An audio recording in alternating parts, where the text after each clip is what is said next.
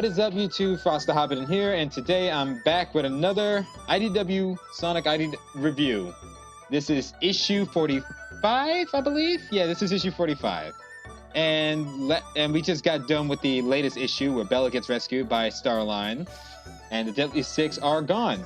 So issue 45 shows the girls are going to go on a field trip. This is mostly focused on Tango, Amy, Jules, and Bella. And this seems a lot of fun. I really like the art style here. Evan Stanley is involved in this. So this should be a fun series. So let's get on to it, shall we? We start off with Tails' house, where Amy Rose is in her car, next to her car. I really like that little car design. A reference to the game's Transformers Racing. And we see Sonic and Tails packing up stuff for her, saying that, do we really want to have all this stuff? Amy tells her to just put in the trunk. Amy Rose is thankful to Tails that she gets to borrow some of the camping gear as they're getting ready to head out. Tails is most delighted and happy to help her out and wanted to try out some prototypes in return. And Sonic says, you thought where hedgehogs were not guinea pigs. I'm trying to read that. I'm trying to read the little dialogue. And I like the little banter between Sonic and Amy right here. Amy saying, oh, quiet you. This is the first time the girls get to hang out, not involved in some battles or some wild scheme of a full adventure. Sonic decides, maybe it does sound nice. I should try some relaxation, go camping. Tails remind them that you promised to play a new video game for ages for this weekend. And that a two-player versus mode. I want to know what is Tails wants Sonic to play a video game for. Maybe it's Smash Bros. I hear that's popular since it's a two-player versus game. And Sonic said, "I guess I'm booked. Have fun with your road trip." Which Amy Rose said that they too have fun. We get later on one pickup later. Jules is in the front seat. Tango is excited for camping. Bravely throughout the wilderness. Amy Rose saying, Amy Rose is wondering if Bella's okay back there. Bella's fine.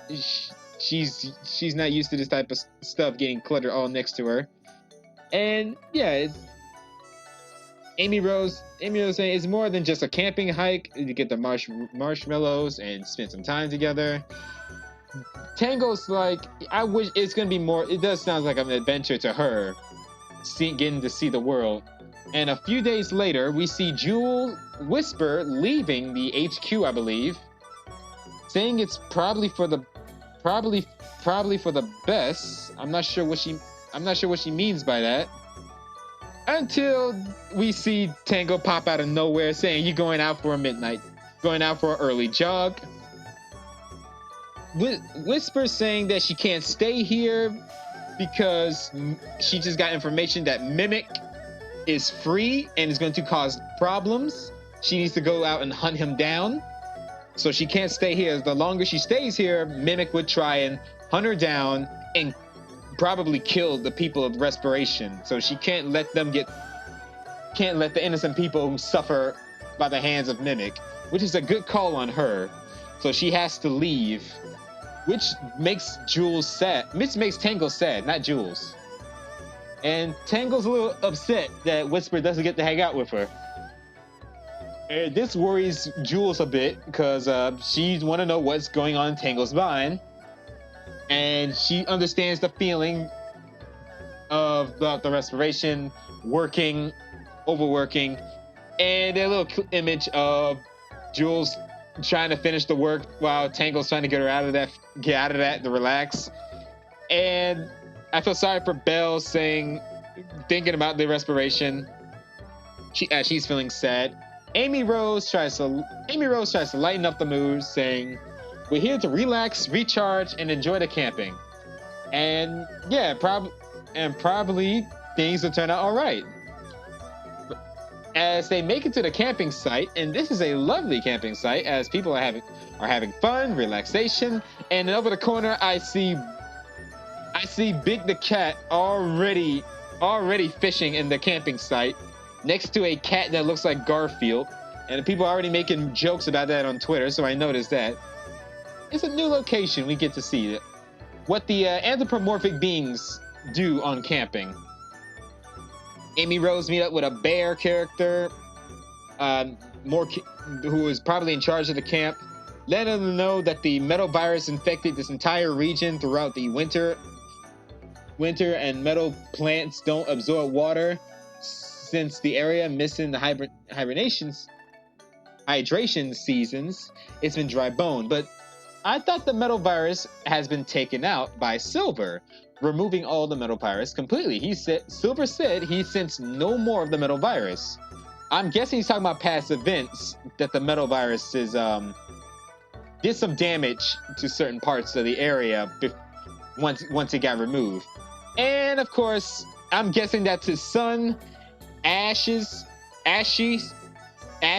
this bear little kid with a fire whisk, playing a practical prank with his dad, burning the map. And he said, I told you, if you're going to come here to work, no fires. And kids will be kids having fun. The kid is adorable. Although it's a little funny that he just pops up with the little fire whisk standing up next to him.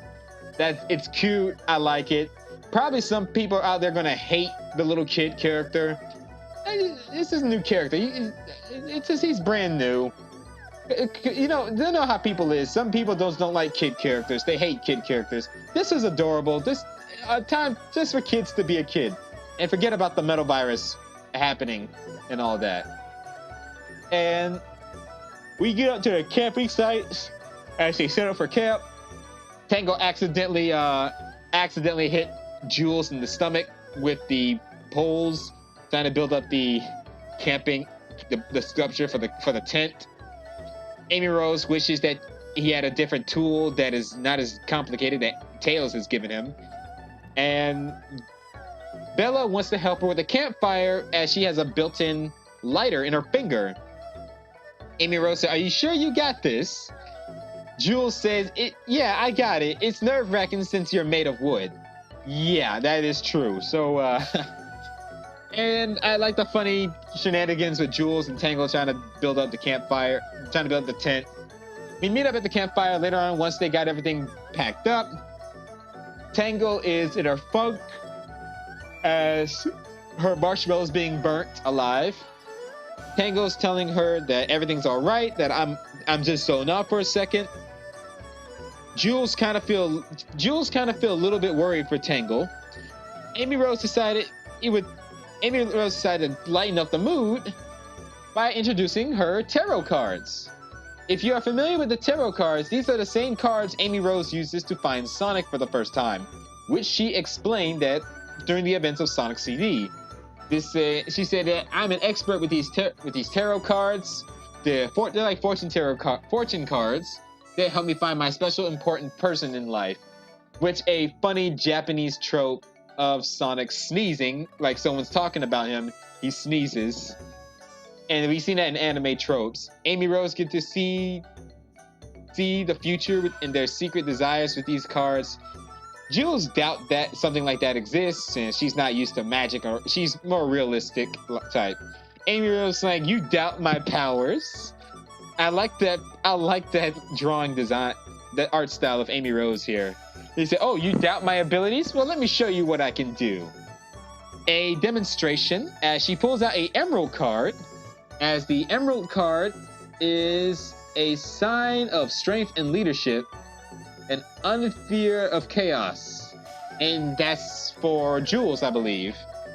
Quite fitting for Jules, and Jules like, I suppose so. And she pulls out the next card for Tangle. And it is called a Chaos Fruit. A Chaos Fruit is about balance, opposing sides. That means anything in the showdown, moral dilemmas, maybe a partnership. Does that sound familiar to Tangle? Probably. And Tango saying that other than the odds of the Zeddy attack, we don't get a whole lot of excitement around restoration. Probably Tango's a bit want more excitement, want more adventures. This kind of bums Jules down since Jules not much of the adventurous type. and feels like she's letting Tangle down a bit. I hope she doesn't be too hard on herself. We get to Bella's card, saying, "Do you think a card will work for a robot like her?" Amy Rose checks out the card to see if it helps her out, only to find, yeah, kind of surprised her for a bit. And Bella is so desperate she wants to see what the card is. Amy Rose trying to hide it, probably something bad. As the card falls into the fire, Bella wants to know if it has something to do with her dad. As everyone looks around, Amy Rose tries to calm the situation as Bella apologizes for one of their cards being burnt. Amy Rose pulls a card called the Statue of Savior. It's about miracles and protection. A perfect card for her for respiration with Jules in charge.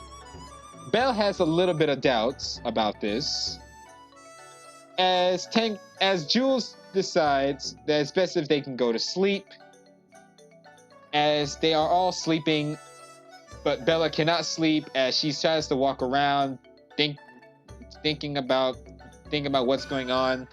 Well, mostly something bad, and she fears that something bad might happen just because she's a robot. And we see a hedge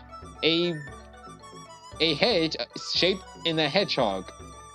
As Bella hears something in the woods, she turns her lighter on to see who's there, and it turns out to be the motorbug that popped out of the woods. I'm not sure what this motorbug is. You know what? I might be wrong. This might be the same motorbug. If you remember in issue 12, when Eggman was Mr. Tinkerer, he was fixing a motorbug, and the motorbug was all happy and cheerful. It started trimming the bushes into a hedgehog shape. So this might be the same motorbug Mr. Tinkerer created that just popped out of the bushes, as it accidentally hit Bella in the head. Oh dear. And knocking Bella out. And meanwhile, we back at the camping site. Amy Rose is wondering what is the smell, and we get to see there is a forest fire. Oh boy. This is not good. Forest fires are never good. As she wakes up the rest of the team, they head back to the camping site. Everyone is running in a panicking because of a forest fire. One of the camp counselors is calling for his son Ashes. As Amy Rose wondering what's going on, the counselor is saying that he's trying to find Ashes. His son has been missing, and he might have wandered off into the woods, probably with his fire whisk, the burst whisk. Tangle decided he would go find him. Jules asks, "Are you sure about this?" Tangle said, "Sure, I'm sure. There is where I can do a lot more to do." Sorry if I'm a little stuttering a bit. As the counselor trusts them to find their son, they make sure everyone is safe. Tangle goes out to the woods to see if they can find his son, and probably where Bella is, as the issue ends with the forest fire to be continued. This was basically a side story for Amy Rose, Tangle, Whisper, and Bella. Oh, and we already into the action. Overall, this was a fun episode. This was a fun comic book issue. This issue is by Evan Stanley. The art style looks amazing. I love the art style. I'm looking forward to issue 46 as it comes out on the 27th. Overall, I enjoyed this issue. It's basically some storylines with the IDW girls with Amy Rose, having some downtime, escaping from action and adventure, just relaxing, because they just fought the Deadly Six. They're trying to escape from any threatening events that is happening. Time for some R&R, time for some downtime. It was an interesting issue. This is just part 1. Things will kick off in part 2. Nothing for those critics who get mad about it. Overall, I enjoyed this. Let me know in the comments down below what were your thoughts on this issue. Take care, have a great day, be safe, and most importantly, stay frosty and stay healthy out there. Sorry if I've been stuttering. It's been a while since I do one of these IDW reviews. Catch you all later, and have a great day. Get over here! He's an asshole.